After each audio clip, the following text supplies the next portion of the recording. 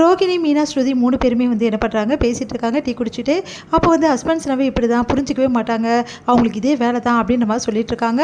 அதே வந்து பார்த்துட்ருக்காங்க விஜயா.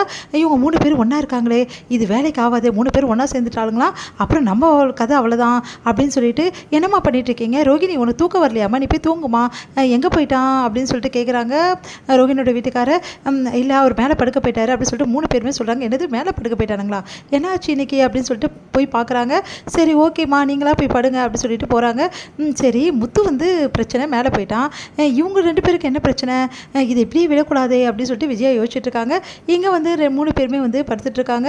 அப்போ வந்து முத்து நடந்தது எல்லாத்தையும் நினச்சி பார்க்குறாரு. இங்கே மீனாவும் நினச்சி பார்த்துட்ருக்காங்க எல்லா விஷயத்தையுமே.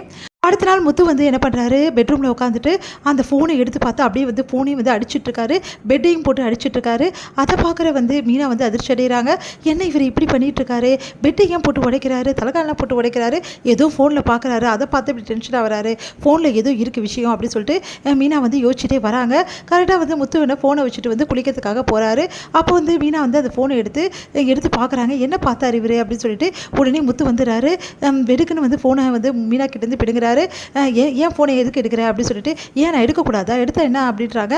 அதெல்லாம் என்கிட்ட கேட்டு தான் எடுக்கணும் புரியுதா அப்படின்னு சொல்லிட்டு ஃபோனை வாங்கிட்டு போயிடுறாரு. ஏதோ மறைக்கிறாரு இவர் அப்படின்னு சொல்லிட்டு மீனா யோசிக்கிறாங்க. இங்கே வந்து முத்து வந்து வண்டி ஓட்டிகிட்டு இருக்காரு. அப்போ ஆட்டோக்கு வந்து கரெக்டாக வந்து ஆட்டோ அப்படின்னு சொல்லிட்டு கை தட்டி பார்க்குறாங்க. பார்த்தா வந்து நிற்கிறாங்க ரோகிணி பார்த்து அப்படியே வந்து பார்க்குறாரு. ஐயோ இதுக்கிட்ட மாட்டிக்கிறேன் அவ்வளோதான் அப்படின்னு சொல்லிட்டு ஓடி போகிறாரு. பார்த்தா முத்துவை பார்த்துடுறாங்க ரோகிணி. வீட்டில் வந்து நடந்த விஷயத்தெல்லாம் சொல்கிறாங்க. எல்லாருமே வந்து அப்படியே அதிர்ச்சி அடைகிறாங்க. உன்னை என்னடா பண்ண காரை அப்படின்னு சொல்லிட்டு அவங்க அப்பா கேட்குறாரு. இது வந்துப்பா அது வந்துப்பா அப்படின்னு சொல்லிட்டு அப்படியே வந்து சொல்லிகிட்டே இருக்காரு. சொல்லுடா ஏன்டா இப்படி நடந்துக்கிற, எல்லாமே வந்து தப்பாக பண்ணிகிட்ருக்க, ஒன்றும் புரியலடா உன் கதை அப்படின்னு சொல்லிட்டு வந்து டென்ஷன் ஆகிறாரு அவங்க அப்பா. உடனே வந்து மீனாவும் வந்து மனசு கஷ்டப்படுறாங்க. என்ன இவர் இப்படி ஆகிட்டாரே அப்படின்னு சொல்லிட்டு இங்கே வந்து என்ன பண்ணுறாங்கன்னா, பாத்தியா இவன் எவ்வளோ போய் சொல்லியிருக்கான் வீட்டில், காரை வந்து விற்றுட்ருக்கான், ஆனால் அது சொல்லவே சொல்லலை அப்படின்னு சொல்லிட்டு மனோஜ் வந்து கேட்டுட்ருக்காரு அவங்க ரோகிணி கிட்ட. அவராது பரவாயில்ல ஏதோ ஒரு வேலை தேடிக்கினாரு, ஆனால் நீ இது வரைக்கும் வேலைக்கு போகாமல் அதுவும் வந்து இருந்த வேலையை விட்டுட்டு எப்போ பார்த்தாலும் வந்து ஏதாவது காரணம் சொல்லிக்கிட்டே இருக்க, ஏதாவது வேலை தேடினியே இல்லையா, எதுவும் தெரியல, அப்புறம் உன் தம்பியை பற்றி சொல்கிறதுக்கு உனக்கு என்ன உரிமை இருக்குது அப்படின்னு சொல்லிட்டு கேட்குறாங்க. ரோகிணி நீ ரொம்ப பேசுகிற, நானும் ரொம்ப பேசுகிறேன், நான் இவ்வளோ நாள் பேசாதது தான் தப்பு, நீ வேலைக்கு போகாமல் ஏமாற்றிட்டு இருக்கும் போதே உன்னை பார்த்து நான் கவனிச்சிருக்கணும், அப்போ விட்டுட்டேன், இப்போ வந்து எனக்கு கஷ்டமாக இருக்குது அப்படின்னு சொல்லிட்டு ரோகிணி போயிடுறாங்க. உடனே வந்து மனுஷ் செம்மையாக டென்ஷன் ஆகிறாரு. இங்கே வந்து முத்துக்கு ஏதோ பிரச்சனை இருக்குது அப்படின்னு சொல்லிட்டு மீனா யோசிக்கிறாங்க. முத்துக்கிட்ட வந்து பேசலாம்னு சொல்லிட்டு உங்ககிட்ட கொஞ்சம் பேசணுங்க அப்படின்னு சொல்லிட்டு சொல்கிறாங்க.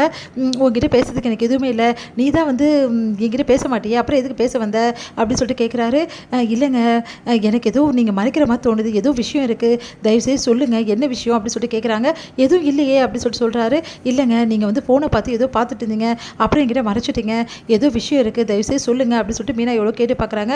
ஆனால் முத்து எதுவுமே சொல்லாமல், இங்கே பாரு உன் வேலை என்னமோ போய் பாரு, தேவையில்லாமல் என்கிட்ட பேசி வம்படிக்காத, அப்புறம் உனக்கு எனக்கு பிரச்சனை தான் வரும் அப்படின்னு சொல்லிட்டு திட்டி விட்டு போயிடுறாரு. மீனா வந்து யோசிச்சுட்டே இருக்காங்க என்ன பண்ணுறதுன்னு தெரியாமல். மீனா கிட்ட விஜயாவும் ரோகிணி வந்து உங்கள் வீட்டுக்காரன பெரிய இந்த வேலையை செய்கிறாரு அப்படின்னு சொல்லிட்டு முத்துவை பற்றி ரொம்ப மோசமாக பேசுகிறாங்க.